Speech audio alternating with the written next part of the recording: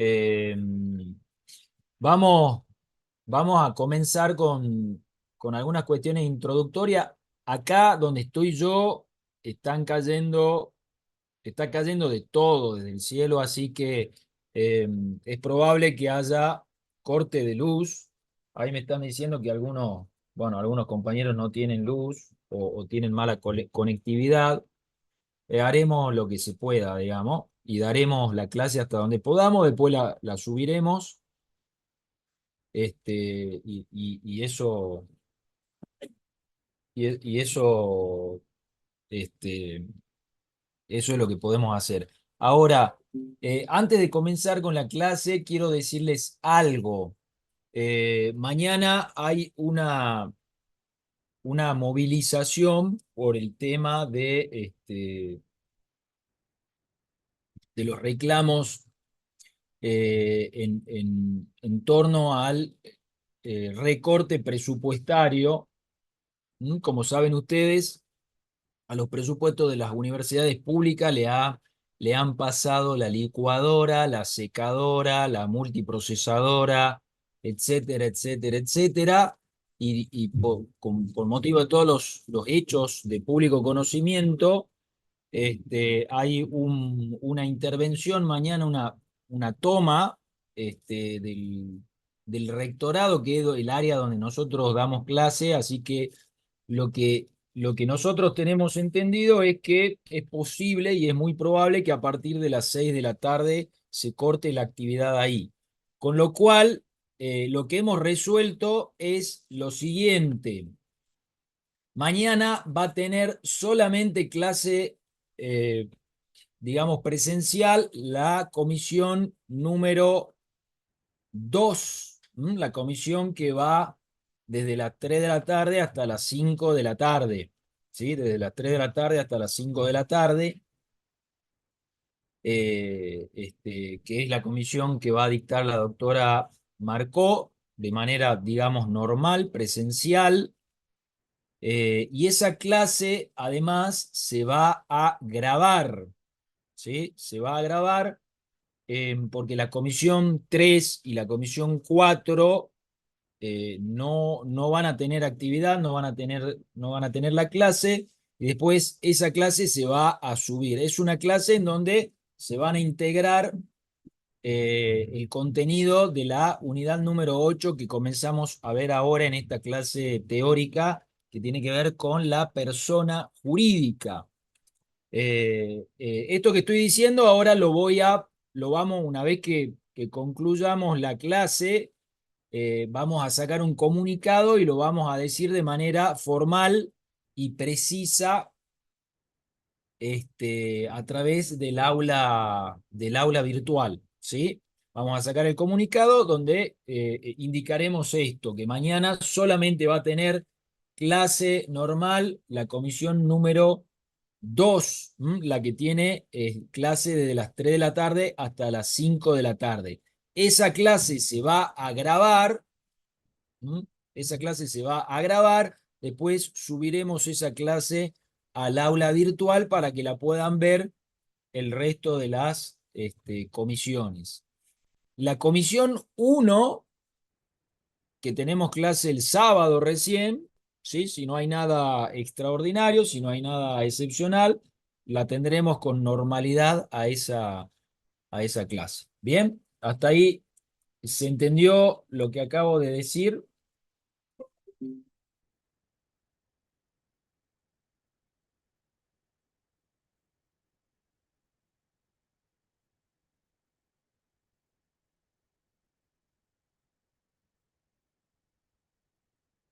Bien, esta decisión que acabamos de comunicar tiene que ver con la información que también nos viene suministrado desde el área de la universidad, con lo cual es lo que estamos haciendo, no podemos hacerlo de otra manera. Bueno, también hemos sacado un comunicado acerca de los criterios y las fechas de la evaluación, bien, tanto para regularizar, promocionar o rendir libre las fechas del segundo parcial, la fecha del recuperatorio, la fecha del segundo recuperatorio. Lean bien después lo que hemos subido al aula virtual, ¿sí? Una vez que lo lean, después en comisión, si tienen alguna duda, algún pedido de aclaración, alguna cuestión que observar, nos lo hacen saber después en comisión o a través de los mensajes en el aula virtual. Eh, ok, bueno, dicho esto, y antes de empezar, voy a hacer un paréntesis dentro de lo que es la clase, y voy a decir quiero, digamos, dar mi opinión a título absolutamente personal, digamos, ¿no? Esto lo firma Darío Melano, digamos, es una opinión absolutamente personal. Quiero expresar mi solidaridad con todos los alumnos y los docentes que muestran, ¿no es cierto?, una seria preocupación por lo que están viviendo las universidades públicas, que no solamente tiene que ver con un feroz recorte en sus presupuestos, sino también con una manifiesta hostilidad de las autoridades que actualmente están en el Poder Ejecutivo hacia lo que es la universidad pública, ¿no? Con afirmaciones, además, que son absolutamente falsas, ¿no? Como por ejemplo, que la mayoría de la gente que estudia en las universidades públicas son ricos,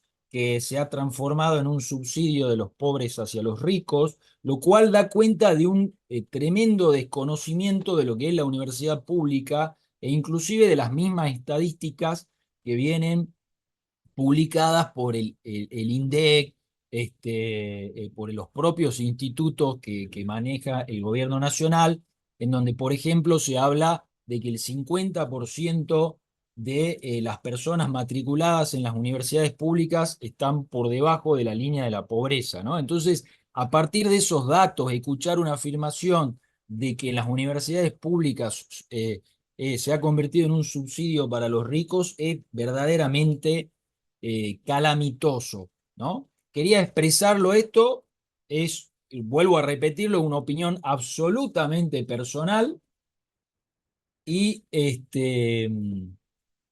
y nada, quería decirlo y expresar mi solidaridad en ese sentido.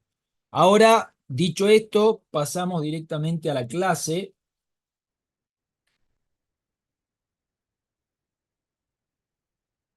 Eh, Me dicen, no hay nada de fecha en la plataforma, solo un aviso de la misma. En la pestaña regional no está en la fecha.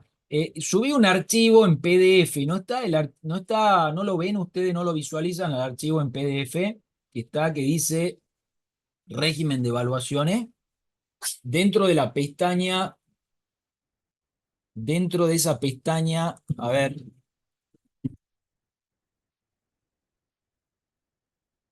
dentro de la pestaña régimen de evaluaciones,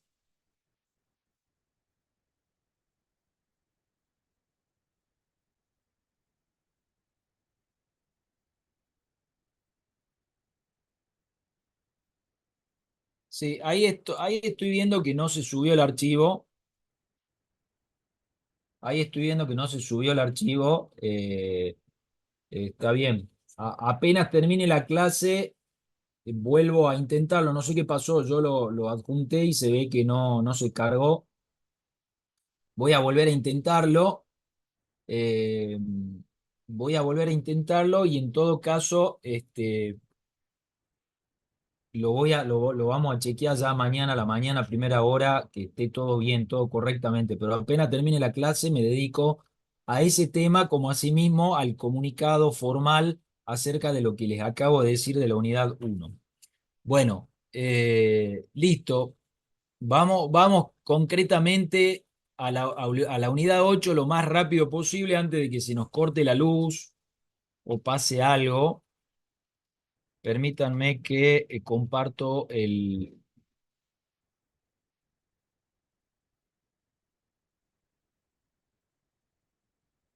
Comparto el PowerPoint.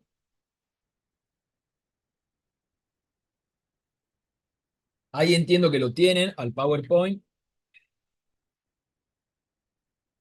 En esta unidad eh, es, digamos, la última unidad que aborda el contenido del primer elemento de las relaciones jurídicas. ¿Ah? ¿Recuerdan cuando hemos comenzado a ver el concepto de relación jurídica en la unidad número 3? Hemos hablado de tres elementos que la integran a la relación jurídica: los sujetos, el objeto y la causa. Cuando hablamos del sujeto, hemos visto persona humana, y ahora vamos a terminar en la unidad número 8 lo que es el concepto del sujeto de la relación jurídica a través del otro tipo de persona, la otra categoría de persona, la otra categoría de sujeto de derecho que tiene nuestro ordenamiento jurídico, que es la persona jurídica, ¿sí? Que es la persona jurídica. Eh, Ustedes van a ver que desde el artículo, perdón, desde el artículo 141 del Código Civil y Comercial, a partir de este artículo, ya vamos a ver ahora la ubicación metodológica que tiene el tratamiento de la persona jurídica dentro de nuestro Código Civil y Comercial, pero la definición que da nuestro código es que se trata, la persona jurídica, de todos los entes, ¿no? Esta es la palabra que utiliza, entes, a los cuales el ordenamiento jurídico les confiere aptitud para adquirir derechos y contraer obligaciones para el cumplimiento de su objeto y los fines de su creación. Eh, la realidad marca que digamos, las personas humanas, ¿sí? Los seres humanos vivimos en relación, nos relacionamos, establecemos distintos tipos de relaciones sociales. Dentro de esas relaciones sociales establecemos relaciones jurídicas, y que además de tener un tratamiento, digamos, individual en el marco de esas relaciones, también hay una tendencia, que esto es absolutamente histórico del ser humano, de agruparse y formar, ¿no? Agrupamientos, formar colectividades, ¿sí? No estoy hablando de comunidades o de sociedades en general, sino de pequeños agrupamientos a través de los cuales el derecho ha ido viendo la necesidad de crear un nuevo sujeto de derecho, un sujeto de derecho distinto al de las personas que se agrupan, ¿sí? Entonces, dentro del concepto de sujetos de derechos que tenemos en lo que es el derecho en general, no solo el derecho privado, sino el derecho en general, tenemos a las personas humanas, que es la que hemos estado viendo a partir de la unidad 3 en adelante, y lo que se ha dado en llamar personas ideales o personas jurídicas, que son entidades conformadas a través de un grupo de personas, ¿m? Dos o más personas, o a través de la afectación de un patrimonio, como ocurre en el caso de las fundaciones.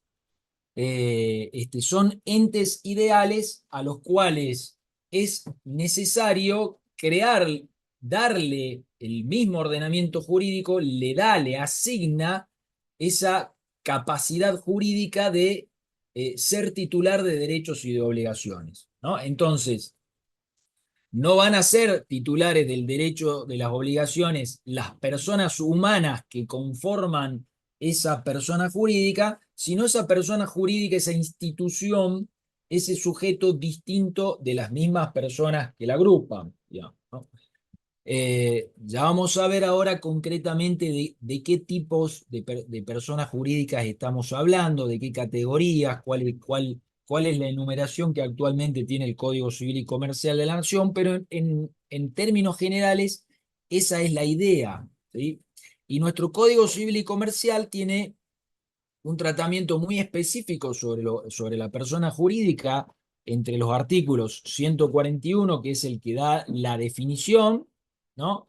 Y es además una definición que asigna capacidad de derecho a estas personas jurídicas, a estos sujetos de derecho, hasta el artículo 224 a través de tres capítulos. Un capítulo primero en donde habla de la parte, donde tiene, digamos, regulaciones generales sobre todas las personas jurídicas, y después tiene dos capítulos específicos sobre dos personas jurídicas en particular, las asociaciones y las fundaciones, que es lo que veríamos después ya mañana en comisión. Hoy vamos a ver en general algunas normas del funcionamiento de las personas jurídicas, de lo que tiene que ver con la parte general de la persona. Eh, estas este tratamiento que hace el Código Civil dentro de lo que es la parte general y que es aplicable a todas las personas jurídicas, no significa que absolutamente todas las personas jurídicas, por ejemplo, las sociedades anónimas, estén absolutamente regidas por las normas del Código Civil y Comercial de la Nación, sino que hay leyes especiales que tendremos que tener en cuenta y que ustedes verán después en otras asignaturas, ¿no? Como por ejemplo en Derecho Comercial van a ver cuestiones relativas a las sociedades comerciales, a las hoy llamada Ley General de Sociedades, antes llamada Ley de Sociedades Comerciales, que es la 19.550, donde hay reglas especiales para ese tipo de personas jurídicas, ¿no? Para las sociedades anónimas, para las sociedades de responsabilidad limitada, para las sociedades colectivas, etcétera, dentro de lo que es la Ley General de Sociedades. Después hay otras normas especiales, por ejemplo, hay una ley especial sobre las cooperativas, hay otra ley especial sobre las mutuales, eh, este, pero digamos que el Código Civil y Comercial, como norma madre del derecho privado, tiene estas disposiciones generales que vamos a encontrar en el capítulo primero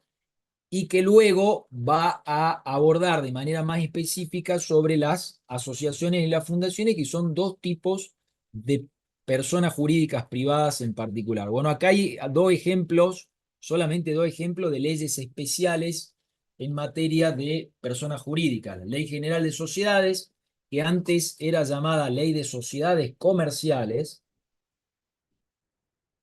porque se distinguía entre sociedades comerciales y sociedades civiles.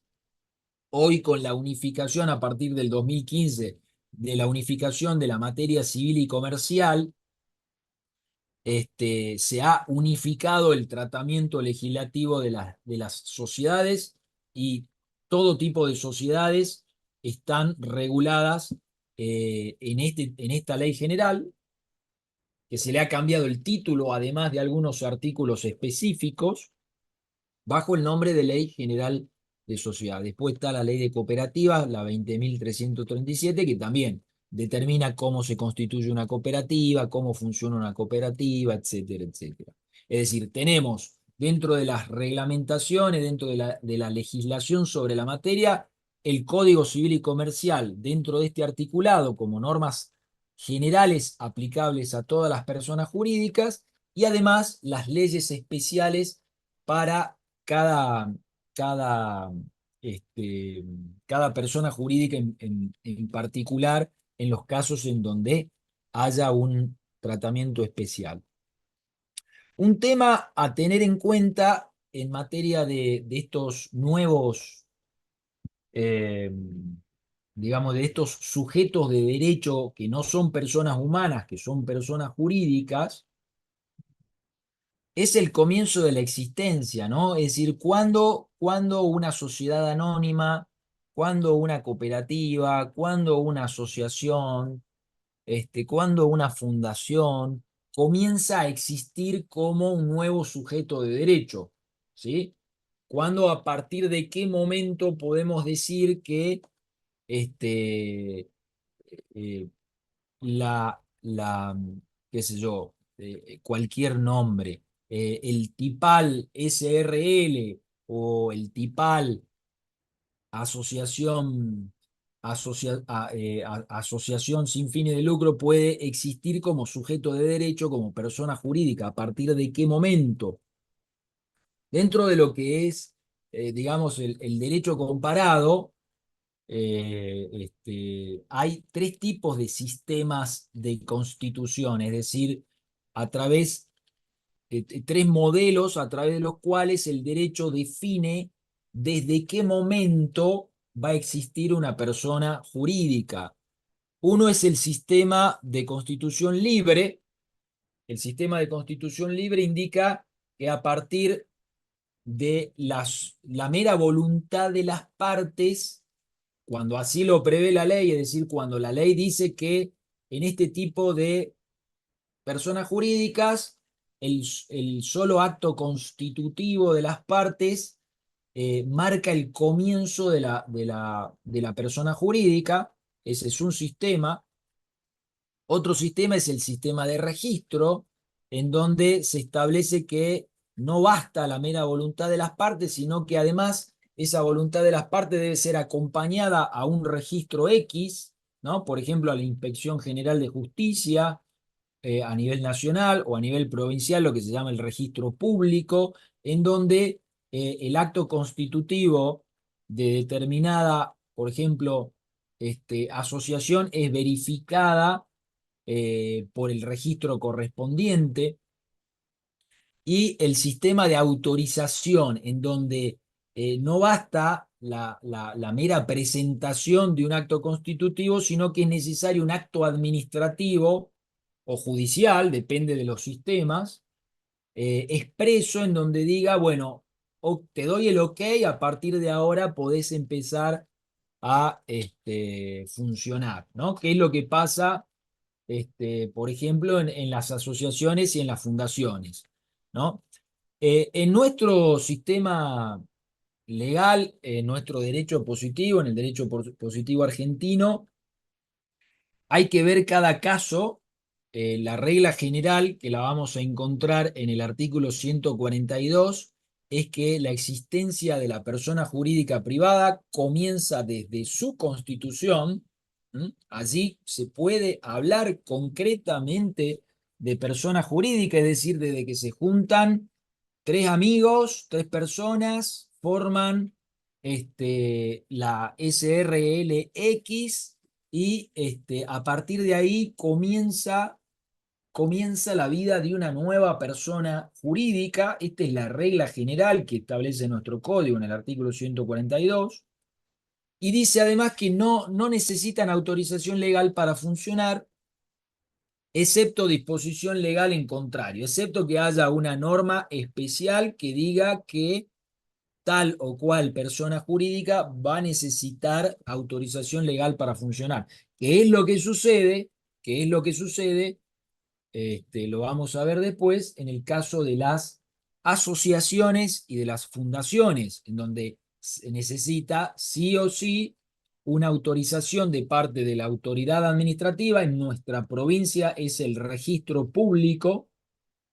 Antes se llamaba el registro público de comercio, hoy se llama lisa y llanamente el registro público, que funciona dentro de la órbita del Poder Ejecutivo, dentro de la órbita de Fiscalía de Estado, que tiene a su vez dos direcciones, una dedicada a las sociedades comerciales, otra dedicada a las asociaciones y las fundaciones.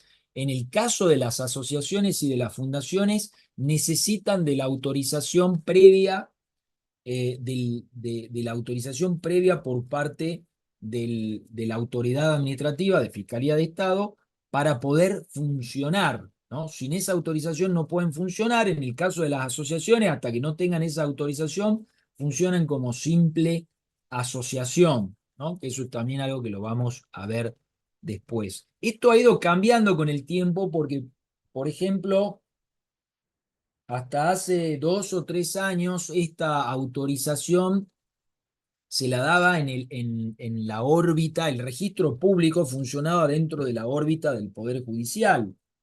y eran jueces los que emitían estas autorizaciones.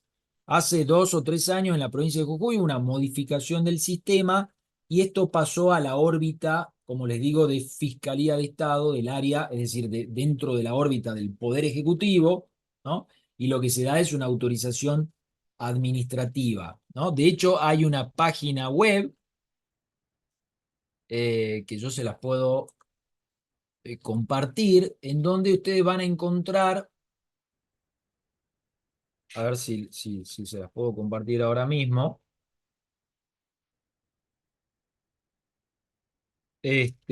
Ustedes van a encontrar ahí, de alguna manera, los requisitos que tienen cada una de las personas jurídicas para poder constituirse, para poder presentarse, y, y, este, y están, y están bastante claras, digamos, ¿no?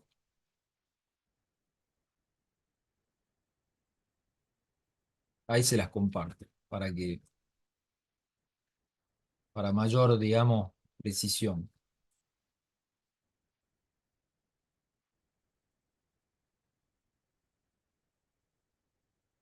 Bueno, ahí está la página web. Esta área, el registro público, Fiscalía de Estado, es donde funcionan tanto las autorizaciones, ¿no? Para lo que es asociaciones y fundaciones, como lo que significa el registro público en materia de sociedades comerciales, que es un régimen distinto, porque en materia de sociedades comerciales no funciona la autorización previa. La persona jurídica comienza desde su misma constitución. El registro lo que hace es produce otro tipo de efectos y hace que una sociedad funcione como tal, como sociedad anónima, como sociedad de responsabilidad limitada, pero mientras tanto no se produzca esa inscripción en el registro, va a funcionar como otro tipo de sociedad que están reguladas también dentro de la Ley General de Sociedades, que va a ser un sujeto de derecho, que va a ser una persona jurídica, pero que va a generar una responsabilidad solidaria de los socios frente a las obligaciones que vayan adquiriendo hasta tanto no cumplimenten con los requisitos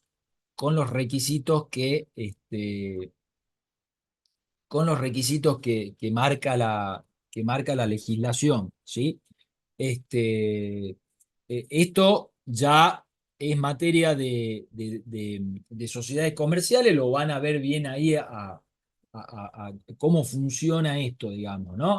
Por ahí estaba viendo que me hacían una pregunta sobre sociedad de hecho. No, la sociedad de hecho en realidad es una sociedad que no está ni siquiera constituida en los papeles, digamos, ¿no? Acá lo que estamos hablando es de sociedades irregulares, que hay una sección específica dentro de lo que es la Ley General de Sociedades, que no vamos a entrar en eso porque no hace a nuestra materia, pero en donde están reguladas las sociedades que no cumplen con los requisitos que marca la misma ley a los fines de constituirse como tal, como una sociedad anónima, como una SRL. Es decir, no basta el contrato constitutivo, también tienen que inscribirse en el registro, pero hasta tanto no se inscriban, va a funcionar como una persona jurídica. Es decir, la inscripción en el registro no es un condicionamiento para ser reconocida como persona jurídica, sino para ser reconocida bajo el tipo específico que se requiere en el campo de la Ley General de Sociedades, ¿no? Pero es un tema que no tiene que ver con la personalidad jurídica, ¿sí? Este, Bueno, además agrega el 142 que en los casos en que se requiere autorización estatal, que son los casos de las asociaciones y de las fundaciones, la persona jurídica no puede funcionar antes de obtenerla.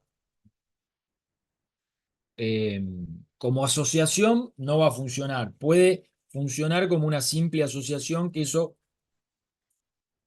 Ya lo vamos a ver después y lo trata también el código. Dentro de las reglas generales, dentro de las reglas generales que tenemos en materia de persona jurídica, esto es aplicable a todas las personas jurídicas que ya vamos a enumerar enseguida. Hay un principio sumamente importante, sumamente trascendente, que tiene que ver con el principio de la especialidad, que viene dado, viene íncito, digamos, viene definido de manera, si se quiere, implícita en la misma definición que da el artículo 141 de las personas jurídicas, ¿no? Porque las personas jurídicas pasan a ser un nuevo sujeto de derecho con aptitud, por lo tanto, para ser titular de derechos y contraer obligaciones, es decir, no son los miembros los que adquieren derecho y contraen obligaciones, sino la persona jurídica. ¿Mm? No son no son los asociados del Club Atlético Boca Juniors los que adquieren derechos y contraen obligaciones, sino la persona jurídica Boca Juniors, que es una asociación civil. Ahora, esa aptitud para adquirir derechos y contraer obligaciones es para el cumplimiento de su objeto y los fines de su creación, ¿no? Porque cuando se crea una persona jurídica, ya sea una asociación civil, ya sea una cooperativa, ya sea una mutual, ya sea una fundación, se la crea con un objeto que tiene que estar claramente delimitado, ¿no? Y con una finalidad específica, ¿bien? Y ese objeto y esa finalidad son las que van a constreñir, digamos, delimitar la zona de su actuación. No puede desviarse de esa zona de actuación, ¿sí? Una asociación civil sin fines de lucro no puede dedicarse al negocio inmobiliario, no puede dedicarse al mundo financiero, porque se estaría yendo de su objeto y de su creación, ¿no? Una asociación civil, por ejemplo, creada con el objeto de promover, qué sé yo, la educación católica, por ejemplo, como es muy común en los casos de los colegios católicos, suelen estar estructurado bajo la forma jurídica de una asociación civil sin fines de lucro. Bueno, una asociación civil sin fines de lucro no puede dedicarse a la actividad financiera, no puede desarrollar su actuación fuera de la zona que le marca su objeto y su finalidad, ¿no? Esto se llama el principio de especialidad, que tiene que ver con la capacidad de derecho ya delimitada que viene dada por la persona jurídica, ¿no? Y ustedes ven en el artículo 141, si quieren lo pueden compartir, define esto, ¿no? Lo define como un sujeto de derecho con una aptitud para adquirir derechos y contraer obligaciones para el cumplimiento de su objeto y los fines de su creación, no para otra cosa. Entonces, todos los actos que estén dentro de la esfera de sus finalidades o de su objeto es lo que marca este principio de especialidad de la capacidad de derecho. Acá estamos hablando de la capacidad de derecho de las personas jurídicas, ¿sí? Este, y no es que se trate de una restricción o de una limitación de la capacidad, sino que fue creada para eso, no para otra cosa. Bien, el objeto de una persona jurídica, cuando se arman los estatutos, cuando se arman los estatutos de las asociaciones, cuando se arma el estatuto de una sociedad anónima o de una SRL o de una fundación, es uno de los capítulos, es uno de los artículos, digamos, del estatuto que más se controla en el área de Fiscalía de Estado, porque es lo que define, es lo que va a definir la actuación de la persona jurídica. Y tiene que estar claramente determinado, no puede ser abstracto, ¿sí? No puede ser muy genérico. Tiene que haber una enumeración concreta de cuáles son las actividades y hacia dónde tiende determinada persona jurídica. Es decir, la SRL que se está creando, ¿a qué ámbito del comercio se va a dedicar? ¿Va a ser una empresa de transporte? ¿Va a ser una empresa financiera? ¿A qué ámbito del comercio se va a dedicar? Ese objeto claramente determinado, preciso y concreto es lo que va a marcar la especialidad, el llamado principio de especialidad de la capacidad de la persona. Entonces, las operaciones extrañas al objeto de la institución estarían desvinculadas del fin para el cual fue creada, ¿no? E inclusive va a ser responsable a los administradores, ¿no?, de la institución de que se trate, de la persona jurídica de que se trate, por esa actuación absolutamente extraña al objeto de la institución. Y de ninguna manera va a marcar una responsabilidad de una institución si se ha ido absoluta y de manera notoriamente extraña del objeto de la entidad. No va a comprometer la responsabilidad porque ya estamos frente a una actuación que ha desbordado la misma capacidad de derecho de la persona jurídica, ¿no? Esto es lo que marca el principio de especialidad, que tiene que ver con la capacidad de derecho, ¿no?, que tiene que ver con la delimitación de las actuaciones que puede tener una persona jurídica. Ahora vamos a ver algunos temas relacionados con la persona jurídica y sus miembros antes de que veamos la enumeración y la clasificación de las personas jurídicas. El tema de la especialidad quedó bien, quedó claro. ¿Alguna duda ahí sobre este tema?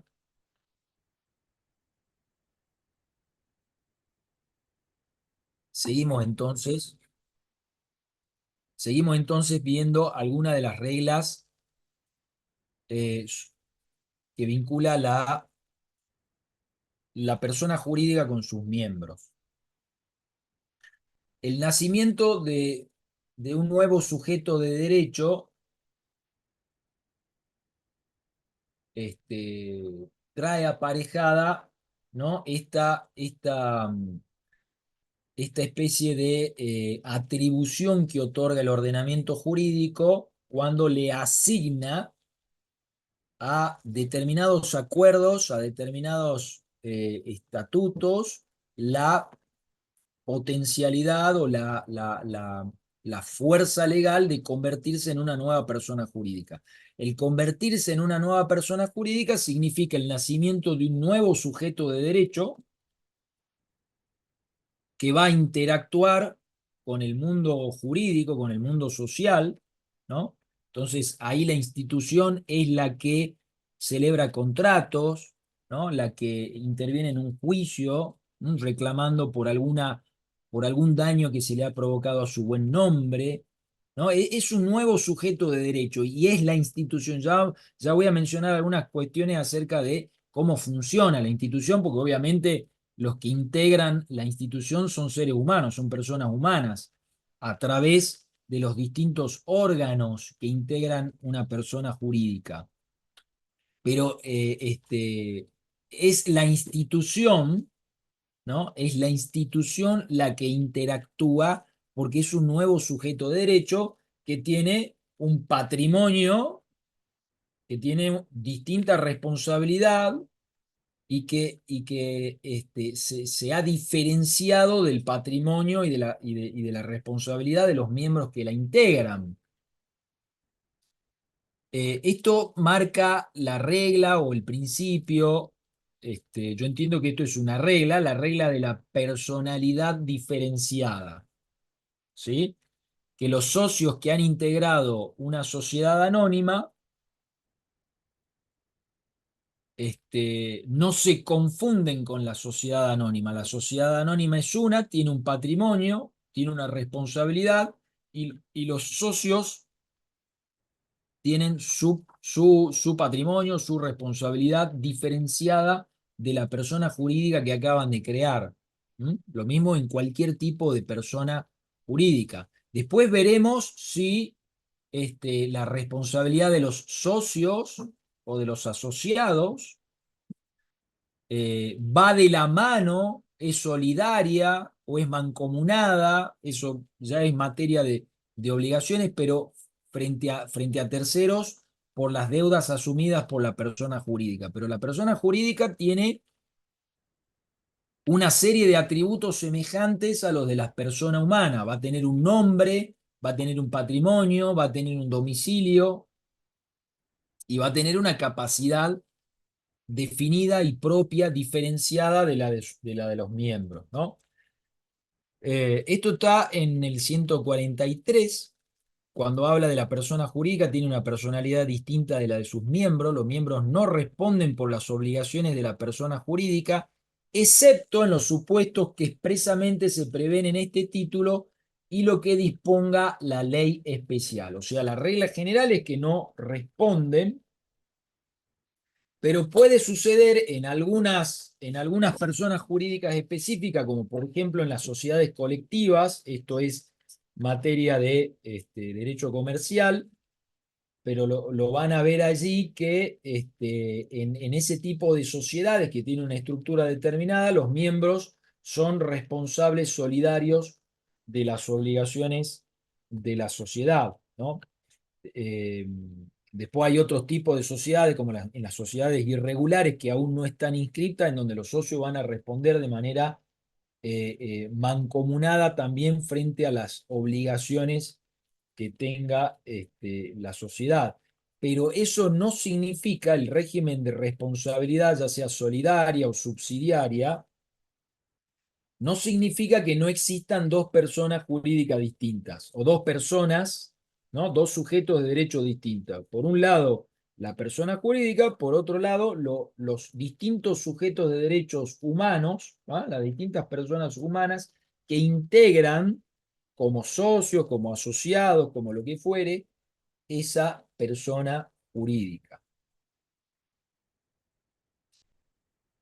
Eh, Dentro de las reglas generales, perdón, dentro de las reglas generales hay un tema también eh, muy importante, que ahora el código, antes estaba solamente, había sido incorporado en una reforma que se le hizo a la Ley de Sociedades Comerciales, hoy llamada Ley General de Sociedades, se lo incorporó a este principio general o a esta regla general.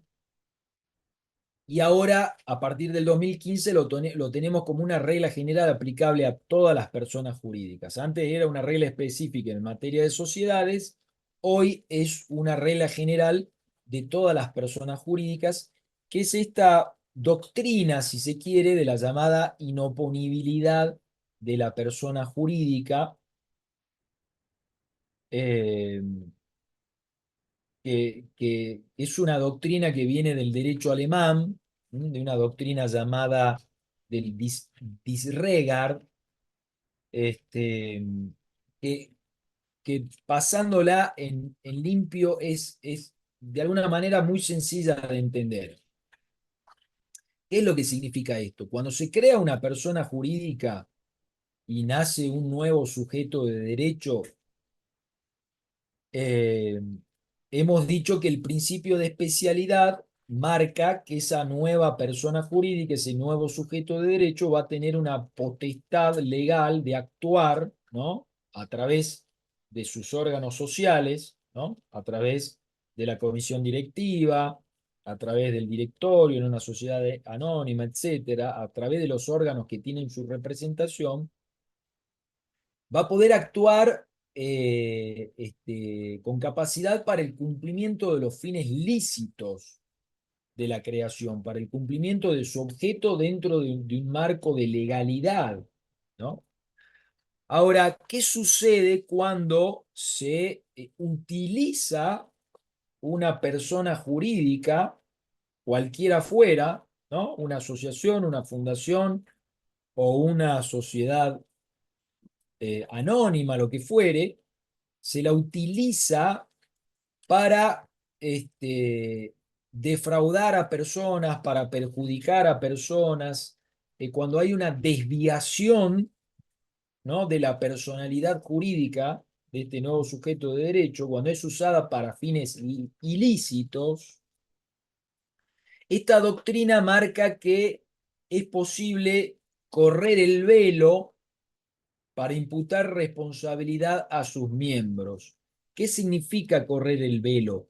Esto, como les digo, viene de una doctrina que viene del derecho alemán, que se la aplicó por primera vez en la Argentina en un caso llamado Swift-Deltec, que fue un leading case, digamos, un caso paradigmático, un caso ejemplar, a partir del cual empezó a generar influencia en la jurisprudencia argentina, y luego finalmente se reformó la Ley General de Sociedades y se le incorporó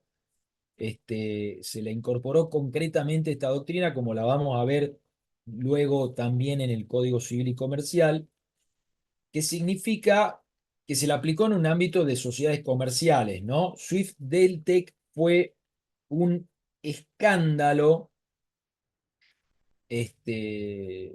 un escándalo ocurrido alrededor de fines de la década del 60, comienzo de la década del 70, donde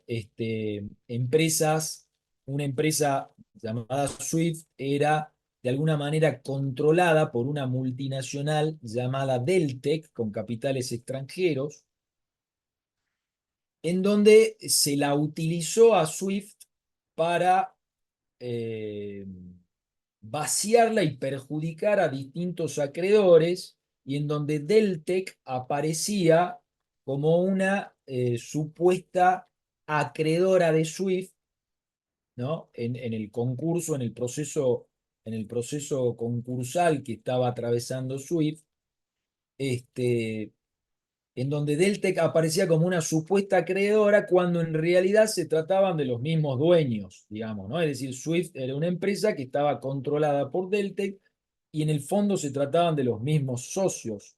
Entonces, en este caso, se aplicó por primera vez esta doctrina de la inoponibilidad de la persona jurídica, en donde lo que se hizo es descorrer el velo societario, es decir, ver qué hay detrás de la persona jurídica, ver todo ese manejo y ese desmanejo, esa utilización para fines ilícitos.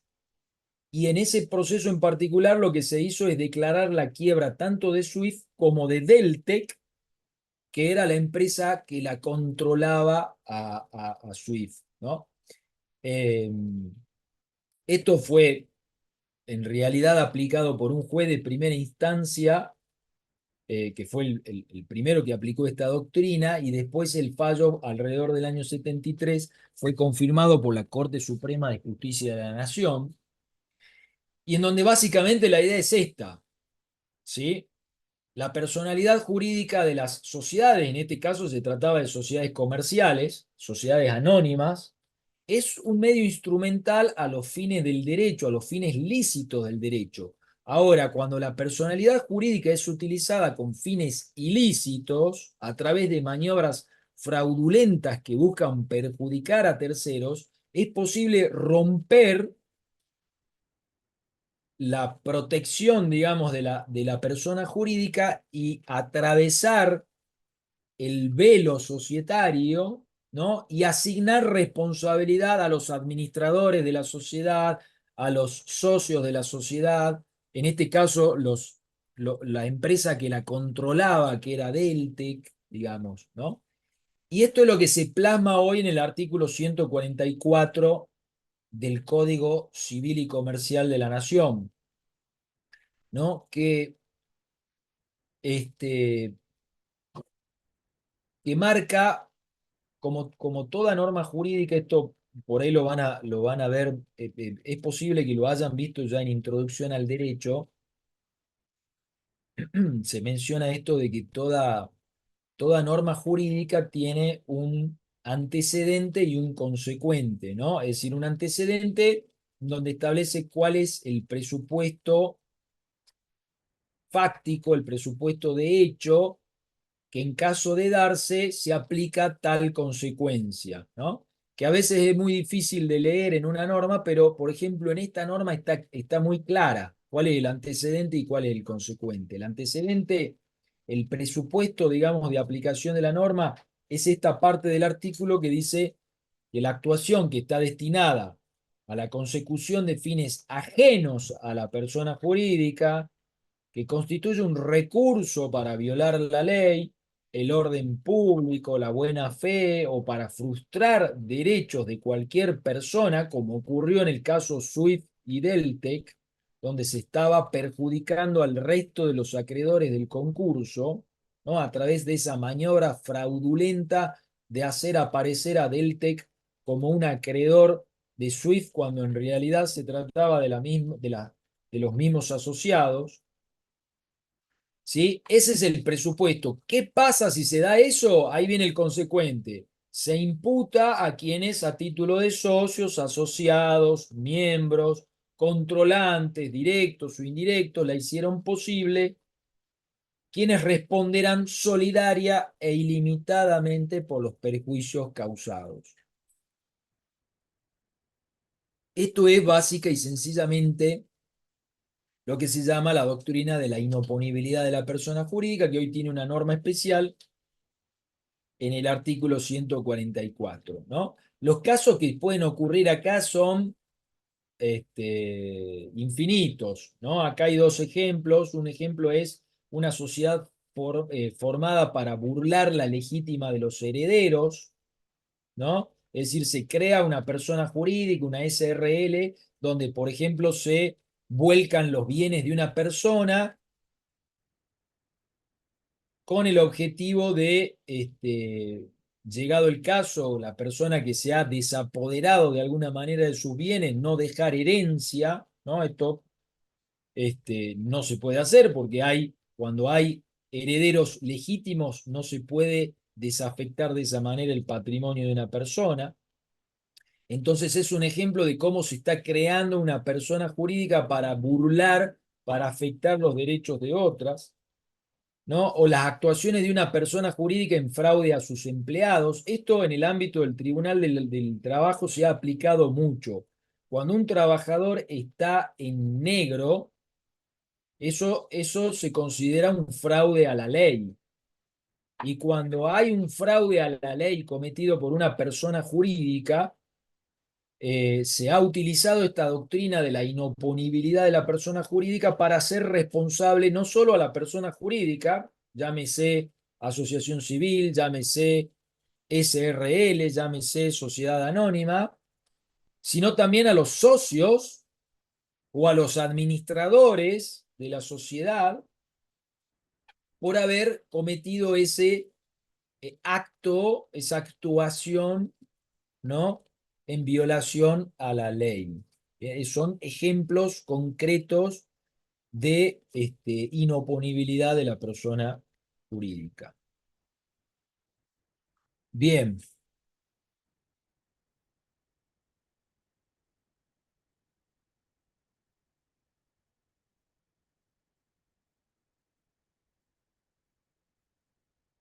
me preguntan si el principio de especialidad deriva del artículo 141. Sí, correcto. Después hay otra pregunta ahí que yo lo que les pido es que no hagan preguntas personalizadas, sino de manera muy genérica, salvo que estemos hablando de algún caso judicial en concreto, digamos, ¿no? Este, luego, obviamente, sí, el Estado es el mayor, el que mayor empleados en condiciones irregulares tiene, no hay ningún lugar a duda. Pero bueno, no es aplicable acá la doctrina de la inoponibilidad de la personalidad jurídica a las personas jurídicas de derecho público, porque acá, como vamos a ver ahora, estamos hablando de personas jurídicas del derecho privado, no del derecho público. Ahora la vemos. Clasificación de las personas jurídicas. Eh, las personas jurídicas son públicas o privadas. Esta es la primera categoría que viene dada por el mismo Código Civil. Las personas jurídicas públicas están enumeradas en el 146. Perdón, acá el segundo punto está, el tercer punto estaría mal porque acá vendría a ser personas jurídicas privadas. Las privadas están en el 148 y las públicas en el 146. A ver, no es, vamos a aclarar un punto, no es materia del Código Civil y Comercial regular ni la constitución ni el funcionamiento de las personas jurídicas públicas, porque de hecho las personas jurídicas públicas tienen su regulación o bien en la Constitución Nacional, como ocurre con el Estado Nacional y las provincias, o bien en las leyes de su creación, como por ejemplo la ley orgánica del Banco Central o del Banco Nación, ¿no? O del ANSES, vienen dadas por las normas jurídicas de su creación, de su constitución. Lo que hace el Código Civil es simplemente enunciar cuáles serían las personas jurídicas públicas y luego sí dedicarse a las personas jurídicas privadas, ¿no? Dentro del ámbito de las personas jurídicas públicas tiene esta enumeración que ustedes tienen acá, ¿no? El Estado Nacional, el Estado Provincial, cada una de estas entidades son sujetos de derechos distintos, ¿no? Que puede estar en juicio, por ejemplo, de manera autónoma, ¿no? Es decir, qué sé yo, por darles un ejemplo, una camioneta que es de propiedad del Estado Nacional provoca un accidente. Bueno, ¿a quién se va a demandar? Al Estado Nacional, que es el propietario, ¿no? El Estado provincial, lo mismo, ¿no? La Ciudad Autónoma de Buenos Aires, los municipios, cada una de estas entidades son personas jurídicas públicas. Todas las que venimos enumerando acá son además personas jurídicas públicas estatales, ¿no? Las entidades autárquicas, que son entidades que por razones funcionales el Estado ha descentralizado, ¿no? Como el Banco Nación, el ANSES, el INTA. Hay un montón de entidades autárquicas, tanto a nivel nacional como a nivel provincial. Cada una de ellas son sujetos de derecho distinto, ¿no? Son sujetos de derecho distinto. Es decir, si yo tengo un conflicto, por ejemplo, con el Banco Nación, ¿no? Que me debitó de mi cuenta bancaria, ¿no? Cuestiones que no me tenía que debitar. ¿A quién voy a demandar yo? ¿Al Estado Nacional? No, al Estado Nacional no. Al Banco Nación, que es un sujeto de derecho distinto. Eh, Luego vienen organizaciones constituidas en la República a la que el ordenamiento atribuya ese carácter. Acá podemos encontrar personas jurídicas públicas no estatales, ¿no? No estatales como por ejemplo el Colegio de Abogados. Como por ejemplo el Colegio de Abogados que es una persona jurídica pública creada por ley, ¿no? La legislatura de la provincia de Jujuy le ha inclusive delegado a esta persona jurídica el cumplimiento de funciones de control del ejercicio de la profesión de la abogacía, ¿no? O de la medicina, o de los farmacéuticos, etcétera, etcétera, etcétera. Los estados extranjeros, después vienen organizaciones del ámbito del derecho internacional, como la ONU, la OEA, el FMI, y además la Iglesia Católica, que por razones históricas, perdón, por razones históricas, eh, ha tenido de alguna manera una especial relación con el Estado argentino, y es considerada una persona jurídica de carácter público, lo cual no significa que el Estado Nacional Argentino sea un Estado este, confesional, digamos, ¿no? Es un Estado laico, pero sin embargo, por razones históricas, este, ha tenido una especial relación con la Iglesia Católica y el Código Civil la enumera dentro de las personas jurídicas de carácter público. Después vienen la enumeración sobre las personas jurídicas de carácter privado, que son las que trata el código en sus reglas, ¿no?, generales que hemos visto sobre la personalidad diferenciada, sobre la inoponibilidad de la persona jurídica, ¿sí?, sobre el principio de especialidad, las normas de funcionamiento que tiene el Código Civil y Comercial son aplicables a las personas jurídicas privadas. Y dentro de esta enumeración menciona algunas que tienen reglamentaciones en leyes especiales, ¿no? Entonces, por ejemplo, en materia de sociedades hay una ley especial llamada Ley General de Sociedades, que es a donde hay que remitirse para este, saber de qué se trata cuando hablamos de sociedades. Esto es un tema que ustedes lo van a ver no acá, sino en derecho comercial o en derecho societario. Las asociaciones civiles sí están reguladas por el Código Civil y Comercial, entre el artículo 168 al 186. Las simples asociaciones también sí están reguladas en el Código. Las fundaciones también, las fundaciones también, perdón, esperen que se me bloqueó acá un segundo.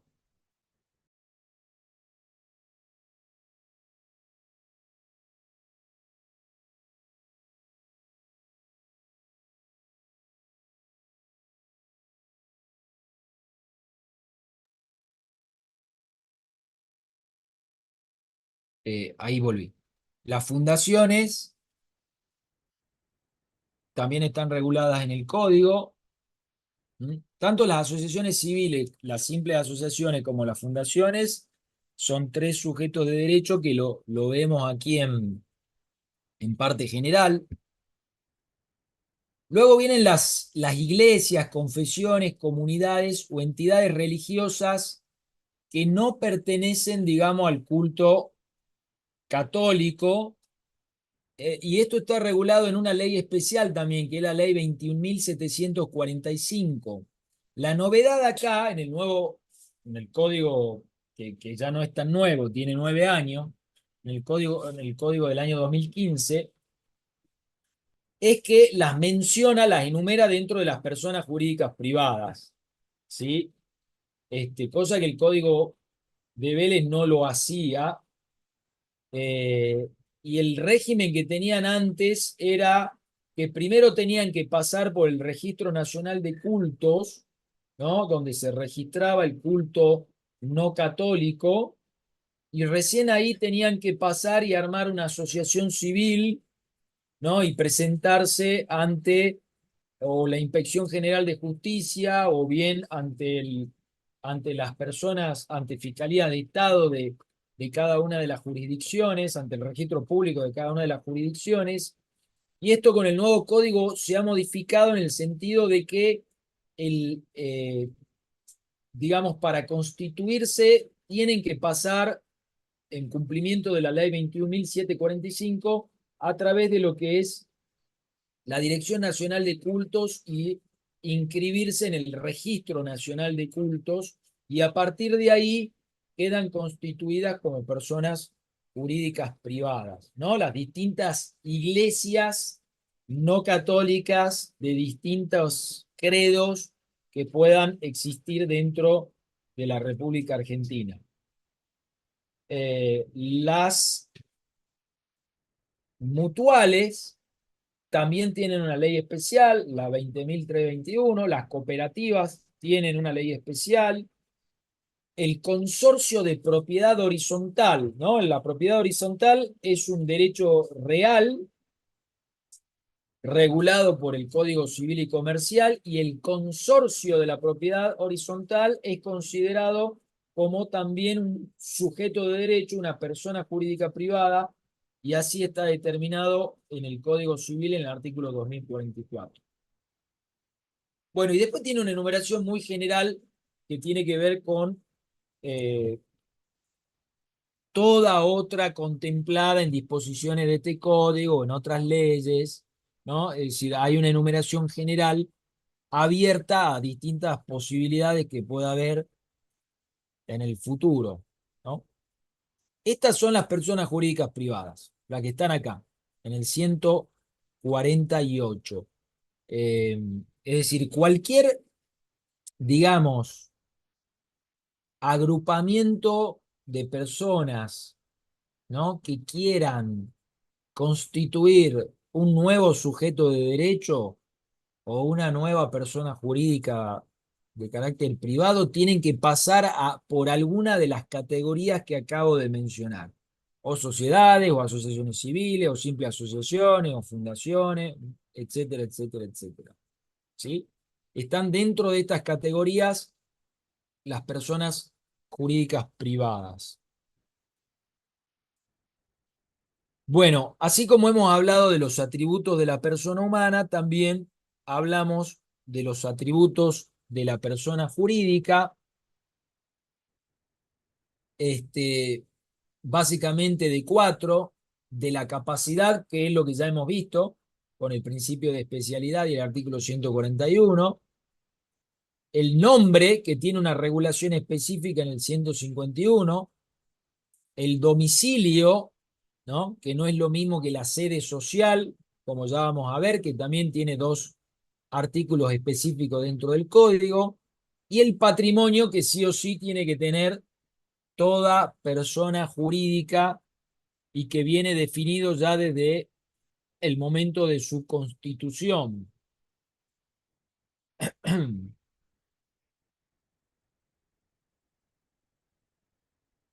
A ver, empecemos por el nombre dentro de esta enumeración.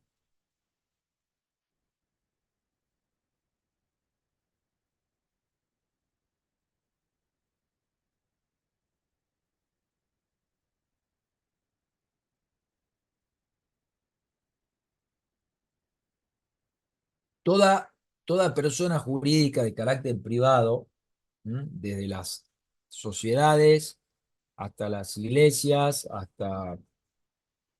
hasta las sociedades, etcétera, etcétera, tienen el derecho, deber de tener un nombre, que en realidad aquí viene por ahí una crítica de cierta parte de la doctrina. eh, el nombre se habla de las personas humanas, ¿no? Cuando se habla de personas jurídicas, más correcto parece hablar de denominación que de nombre, pero bueno, este, sea como sea, el código habla de nombre y tiene que ver con la denominación de la persona jurídica y que la distingue, y que como regla general hay un principio de libre elección, ¿no? Es decir, no, la regla general es que las partes, las personas cuando se agrupan, pueden acordar libremente qué nombre le van a poner, ¿cierto? Ahora, dentro de esa libre elección, ¿cuáles son las limitaciones? ¿No? El código habla en el 151 de el deber de satisfacer recaudos de veracidad, de novedad y de aptitud distintiva, en el sentido de que esto, sobre todo dentro de cada jurisdicción en donde se van a habilitar o se van a crear las personas jurídicas, básicamente lo que hay que evitar es homonimias, ¿no? Es decir, que dos personas jurídicas se llamen de la misma manera. Esto hay que evitarlo.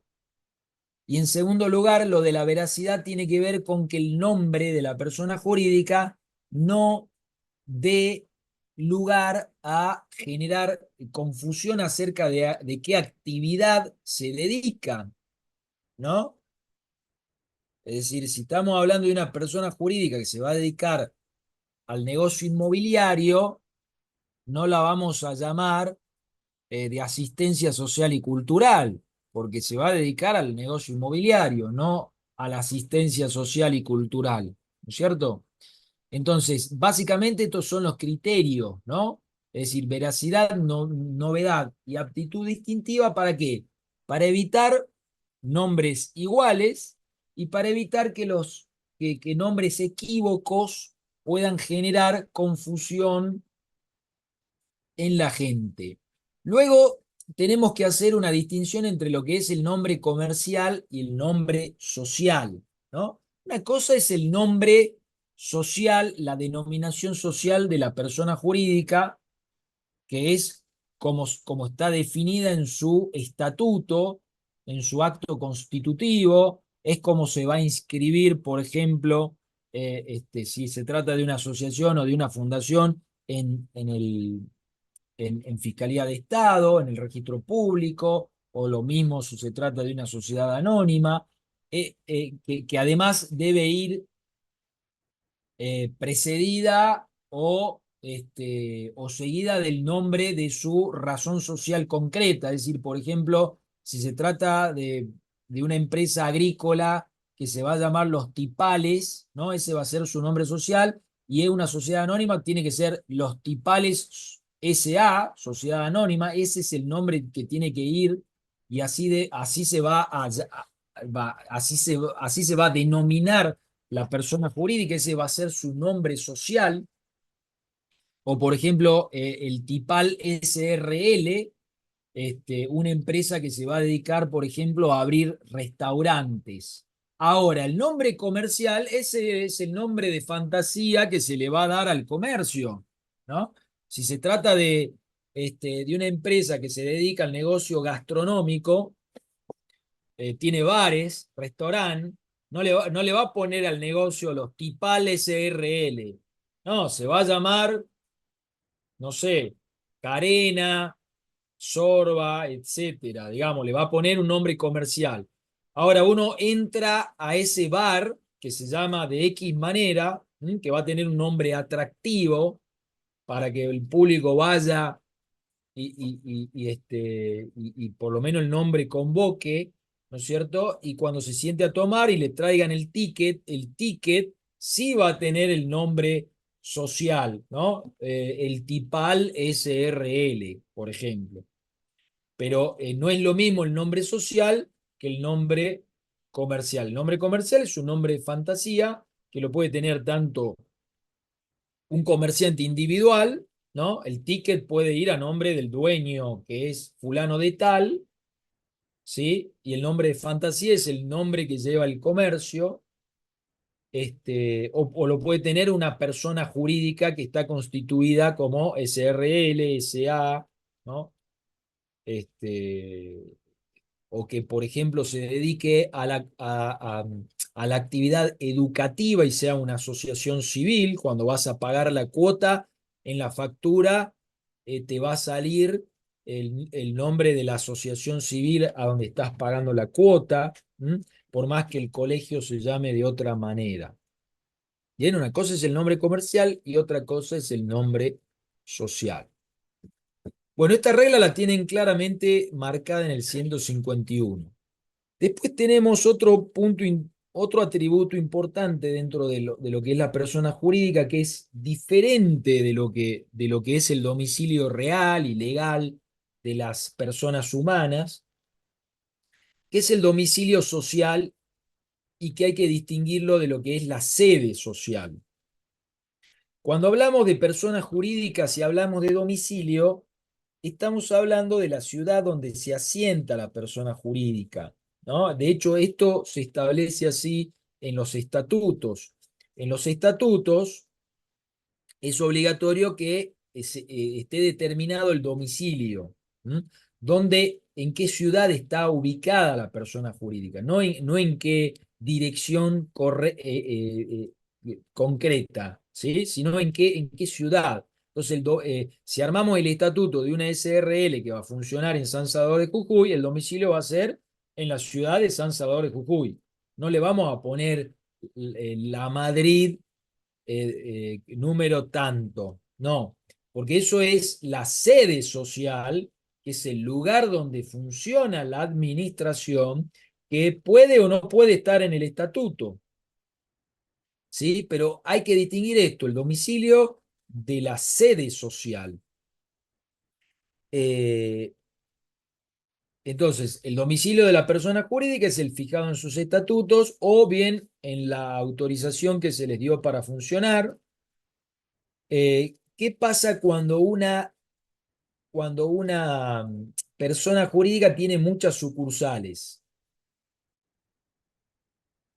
en el mismo domicilio, ¿no? Es decir, estamos hablando de, esto sucede mucho en el ámbito comercial, por ejemplo, cuando una cuando un comercio determinado tiene una cadena, por decirlo de alguna manera, donde hay varias sucursales, ¿no? Tiene una sucursal en el barrio Centro, otra en el barrio Gorriti, otra. Bueno, la persona jurídica, esto es una regla también que está dentro del 152.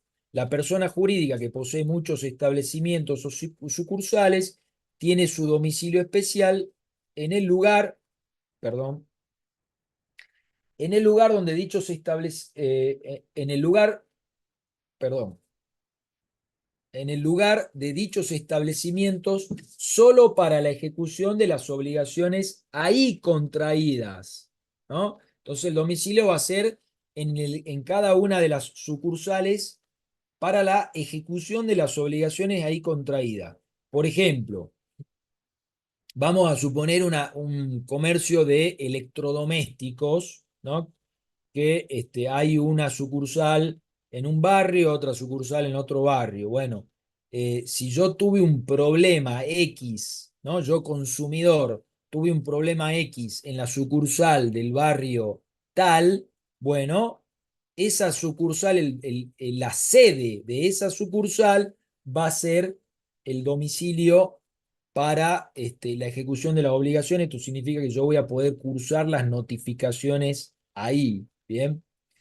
Porque en definitiva se trata de esto, de dónde cursar eventualmente notificaciones o dónde me puedo apersonar para exigir el cumplimiento de determinadas obligaciones que asumió la persona jurídica, ¿no? ¿Qué pasa en cambio cuando es necesario un cambio de domicilio? Es decir, la persona jurídica se va a mudar de San Salvador a, qué sé yo, a Libertador General San Martín. Bueno, eso requiere una modificación del estatuto. ¿Por qué? Porque en el estatuto tiene que estar el domicilio y tiene que estar la ciudad donde se asienta la persona jurídica. En cambio, si se trata de la sede, que es donde está físicamente el lugar donde funciona la administración, ¿no? El domicilio exacto, ¿no? Con la dirección concreta, si no se lo ha puesto en el estatuto, puede ser resuelto por el órgano de administración, ¿no? Que por ejemplo, si se trata de una asociación civil, es la comisión directiva la que lo va a resolver, no hace falta reformar el estatuto. Eh, y ahí, en esa sede, que además es necesario registrarla también y comunicarla en el registro público, tanto si se trata de una asociación civil como si se trata de una sociedad. En esa sede se tienen por válidas y vinculantes todas las notificaciones en la sede inscripta, ¿no?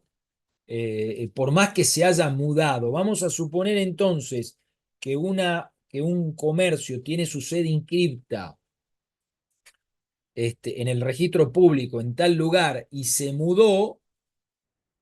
Por más que se haya mudado, si no hizo el cambio de sede en el registro correspondiente, la notificación que uno le curse en la sede inscrita va a ser válida, ¿no? Esto es muy importante, sobre todo cuando se tienen que enfrentar procesos judiciales.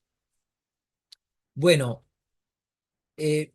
luego en materia de patrimonio, la tienen la regla en el artículo 154, toda persona jurídica tiene que tener un patrimonio, ¿no? De hecho, el patrimonio viene determinado en el estatuto, en el acto constitutivo, donde se determina cómo se va a conformar ese patrimonio, cuál es el aporte que hacen los socios o los asociados.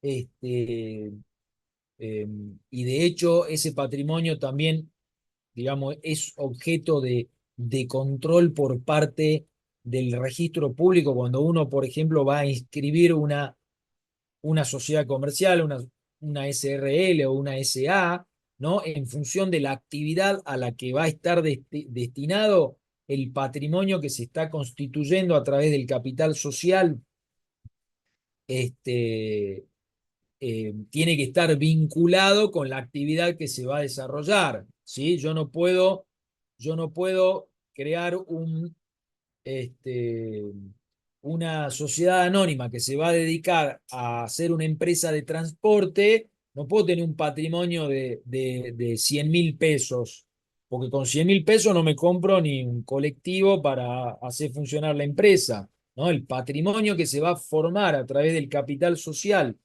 que esté determinado en el estatuto, en el acto de constitución, tiene que tener una relación y una vinculación con el objeto al cual se va a dedicar esa persona jurídica en particular, ¿sí? Bueno, hasta aquí llegamos con las reglas generales, con la parte general de las personas jurídicas. Estaremos sacando el comunicado sobre el tema eh, como les dije, de la comisión para mañana. Y, y bueno, no sé, a ver si hay alguna pregunta.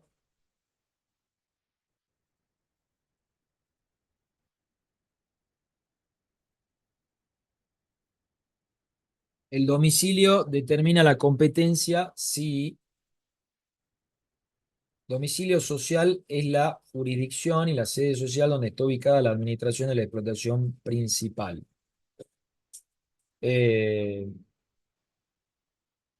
el domicilio, exactamente, bueno, es la ciudad en donde está ubicada la persona jurídica, a eso se refiere, ¿no? Porque la palabra jurisdicción en derecho alude en realidad a la facultad que tiene un juez para administrar justicia, digamos, ¿no? Pero, pero bueno, está bien la distinción. A ver qué más. Hay casos como el de la Asociación de Productores, no tienen domicilio físico.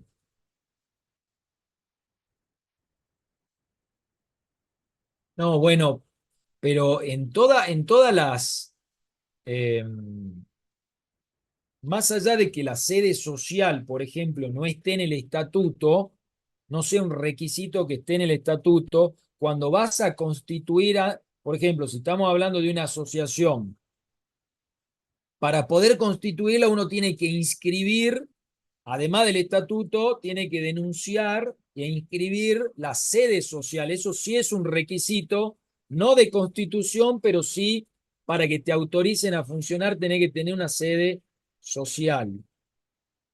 Eh, no, el tema de la diferencia entre domicilio y sede en materia de persona jurídica es esa, ¿sí? La sede es el lugar físico donde está la administración de la persona jurídica, donde funciona físicamente, es decir, en otras palabras, la dirección, ¿no? Belgrano 848 de la ciudad de San Salvador de Jujuy, mientras que el domicilio alude al, a la ciudad en donde va a desarrollar su actividad. Bien, San Salvador de Jujuy, San Pedro de Jujuy, Libertador, etcétera. Esa es la diferencia entre domicilio y sede social. Bueno, con esto concluimos. Se largó con todo acá, no me escucho ni mi voz. Eh,